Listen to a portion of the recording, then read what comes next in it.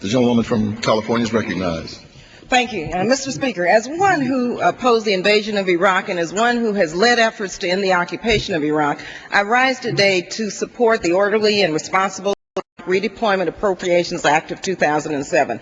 And first, I'd like to thank Speaker Pelosi, Chairman Obey, and Murtha for really crafting this historic legislation that takes the first step to end the occupation of Iraq. This bill's main purpose is to begin to fund the end of this occupation. This is also the very first time that this Congress will explicitly tie funding to bringing our troops home. It mandates a start date for the President to begin redeployment of our brave troops within 30 days of his signature. It also once again puts Congress on record prohibiting the establishment of permanent military bases and United States economic control of Iraqi oil and also of torture. Mr. Speaker, this legislation, of course, is not perfect. I strongly feel that there should be additional clarity on the numbers and nature of U.S. forces that remain for protection of diplomats and training of Iraqi forces.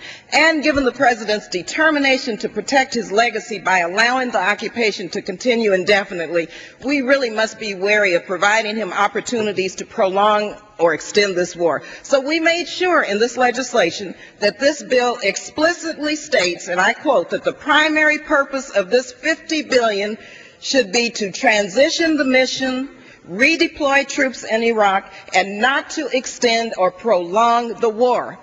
But I'm also disappointed that the end date in this legislation is a goal no later than December 2008, but hopefully the Senate will pass this and send it to the President.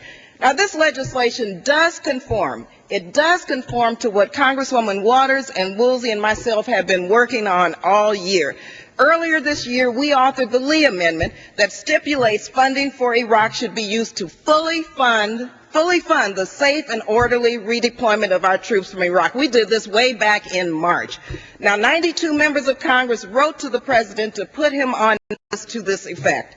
So I'm glad that this remains the main purpose of this legislation. This legislation represents, for many of us, may I have an additional 30 seconds? The woman has 30 additional seconds. Thank you, Mr. Speaker. This legislation represents a very important step forward to end the combat operations in Iraq. Otherwise, believe you me, I would never vote for it.